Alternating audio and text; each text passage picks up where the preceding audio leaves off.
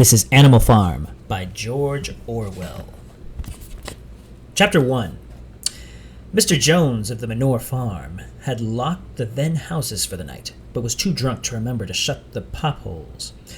With the ring of light from his lantern dancing from side to side, he lurched across the yard, kicked off his boots at the back door, drew himself a last glass of beer from the barrel in the scullery, and made his way up to bed, where Mrs. Jones was already snoring. As soon as the light in the bedroom went out, there was a stirring and a fluttering all through the farm buildings. Word had gone round during the day that old Major, the prize middle white boar, had a strange dream on the previous night and wished to communicate it to the other animals. It had been agreed that they should all meet in the big barn as soon as Mr. Jones was safely out of the way. Old Major, so he was always called, though the name under which he had been exhibited was Willingdon Beauty, was so highly regarded on the farm that everyone was quite ready to lose an hour's sleep in order to hear what he had to say. At one end of the big barn, on a sort of raised platform, Major was already ensconced on his bed of straw, under a lantern which hung from a beam. He was 12 years old, and had lately grown rather stout, but he was still a majestic-looking pig with a wise and benevolent appearance in spite of the fact that his tushes had never been cut. Before long, the other animals began to arrive and make themselves comfortable after their different fashions. First came the 3 dogs, Bluebell, Jessie, and Pincher, and then the pigs, who settled down in the straw immediately in front of the platform. The hens perched themselves on the window-sills. The pigeons fluttered up to the rafters. The sheep and cows lay down behind the pigs and began to chew the cud. The 2 cart horses, Boxer and Clover, came in together, walking very slowly and settling down their vast hairy hooves with great care, lest there should be some small animal concealed in the straw. Clover was a stout, motherly mare approaching middle life, who had never quite got her figure back after her 4th fall. Boxer was an enormous beast, nearly 18 hands high and as strong as any 2 ordinary horses put together.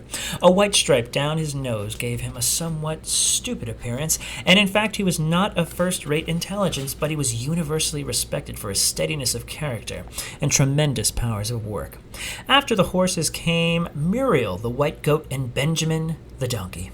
Benjamin was the oldest animal on the farm, and the worst-tempered. He seldom talked, and when he did, it was usually to make some cynical remark. For instance, he would say that God had given him a tail to keep the flies off, but that would sooner have had no tail and no flies. Alone among the animals on the farm, he never laughed. If asked why, he would say that he saw nothing to laugh at. Nevertheless, without openly admitting it, he was devoted to Boxer. The 2 of them usually spent their Sundays together in a small paddock beyond the orchard, grazing side by side and never speaking. The 2 horses just lain down with a brood of ducklings, which had lost their mother, filed into the barn, feebling and wandering from side to side to find some place where they would not be trodden on. Clover made sort of a wall round them with her great foreleg, and the ducklings nestled down inside it and promptly fell asleep. At the last moment, Molly, the foolish, pretty white mare who drew Mr. Jones's trap, came mincing daintily in, chewing at the lump of sugar. She took a place near the front and began flirting her white mane, hoping to draw attention to the red ribbons it was plaited with. Last of all came the cat, who looked round as usual for the warmest place and finally squeezed herself in between Boxer and Clover. There she purred contentedly throughout Major's speech without listening to a word of what he was saying. All the animals were now present except Moses, the tame raven, who slept on a perch behind the back door. When Major saw that they had all made themselves comfortable and were waiting attentively, he cleared his throat and began. Comrades, you have heard already the strange dream that I had last night, but I will come to the dream later. I have something else to say first. I do not think, comrades, that I shall be with you for many months longer, and before I die, I feel it my duty to pass on to you such wisdom I have acquired. I have had a long life. I have had much time for thought, and I lay alone in my stall, and I think I may say that I understand the nature of life on this earth as well as any animal now living. It is about this that I wish to speak to you. Now, comrades, what is the nature of this life of ours? Let us face it, our lives are miserable, laborious, and short. We are born. We are given just as much food as will keep the breath in our bodies, and those of us who are capable of it are forced to work to the last atom of our strength. And the very instant that our usefulness has come to an end, we are slaughtered with hideous cruelty. No animal in England knows the meaning of happiness or leisure after he is a year old. No animal in England is free. The life of an animal is misery and slavery. That is the plain truth. But is this simply part of the order of nature?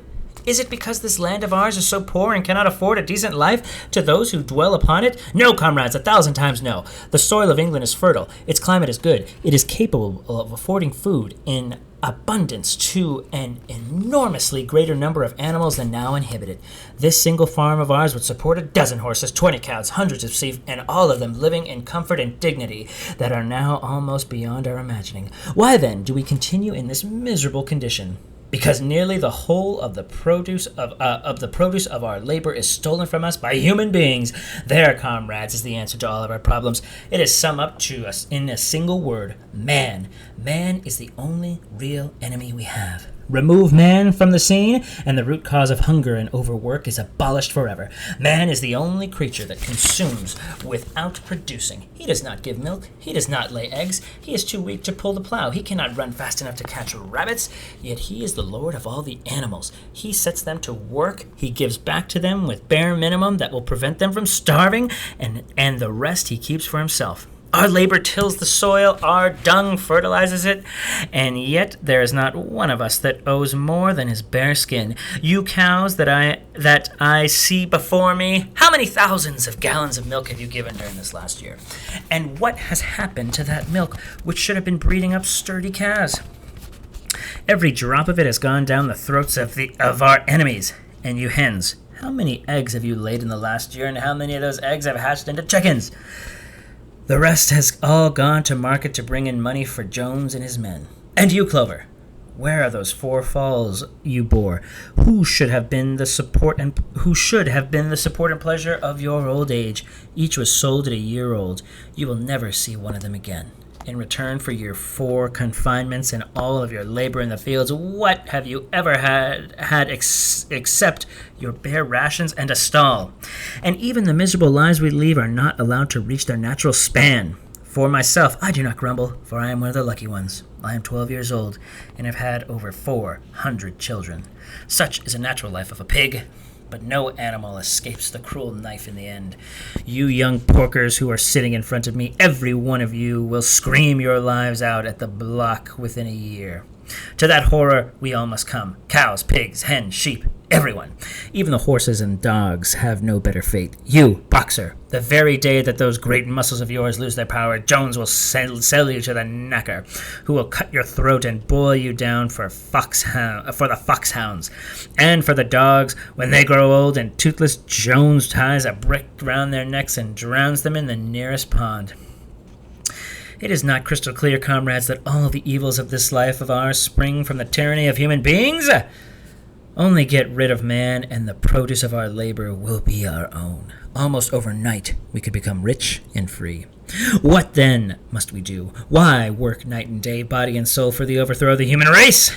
That is my message to you, comrades. Rebellion! I do not know when that rebellion will come. It might be in a week or in 100 years. But I know as surely as I see this straw beneath my feet that sooner or later justice will be done. Fix your eyes on that, comrade, throughout the short remainder of your lives. And above all, pass on this message of mine to those who come after you, so that future generations still carry on the struggle until it is victorious. And remember, comrades, your resolution must never falter. No argument must lead you astray. Never listen when they tell you that man and the animals have a common interest, and the prosperity of the one is the prosperity of the others. It is all lies. Man serves the interest of no creature except himself. And among us animals, let there be perfect unity, perfect comradeship in the struggle. All men are enemies. All animals are comrades. At this moment, there was a tremendous uproar.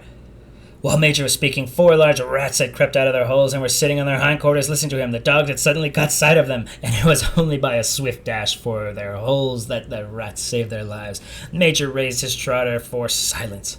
"Comrades," he said, "here is the point that must be settled. The wild creatures, such as rats and rabbits, are they our friends or our enemies? Let us put it to a vote. I propose this question to the meeting. Are rats comrades?" The vote was taken at once, and it is agreed by an overwhelming majority that rats are comrades. There were only 4 dissentients, the 3 dogs and the cat, who afterward discovered to have voted on both sides. Major continued. "I have little more to say. I merely repeat, remember always your duty of enemies towards man and all his ways. Whatever goes upon 2 legs is an enemy. Whatever goes upon 4 legs, or as wings, is a friend. And remember also that in fighting against man, we must not come to resemble him. Even when you have conquered him, do not adopt his vices. No animal must ever live in a house, or sleep in a bed, or wear clothes, or drink alcohol, or smoke tobacco, or touch money, or engage in trade. All the animals of man are evil, and above all, no animal must ever tyrannize over his own kind. Weak or strong, clever or simple, we are all brothers. No animal must ever kill another animal. All animals are equal. And now, comrades, I will tell you about my dream of last night. I cannot describe that dream to you. It was a dream of this earth, of the earth as it will be when man has vanished. But it reminded me of something that I had long forgotten. Many years ago, when I was a little pig, my mother and the other sows used to sing an old song of which they knew only the tune and the first 3 words. I had known the tune in my infancy, but it had long since passed out of my mind. Last night, however, it came back to me in my dream. And what is more, the words of the song also came back, words, I am certain, which were sung by the animals of long ago and have been lost to memory for generations. I will sing you that song now, comrades. I am old, and my voice is hoarse. But when I have taught you the tune, you can sing it better for yourselves. It is called Beasts of England. Old Major cleared his throat and began to sing. As he had said, his voice was hoarse, but he sang well enough, and it was a stirring tune, something between Clementine and La Cucaracha. The words ran, "Beast of England, beast of Ireland, beast of every land and clime, hearken to my joyful tidings of the golden future time.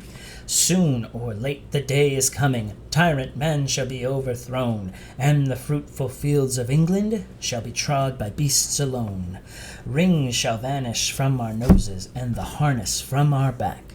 Bit and spur shall rust forever, cruel whips shall no longer crack.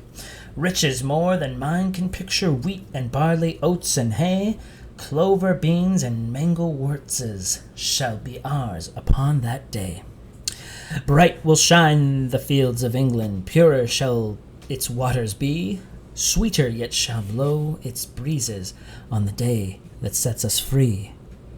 For that day we all must labor, though we die before it break. Cows and horses, geese and turkeys, all must toil for freedom's sake.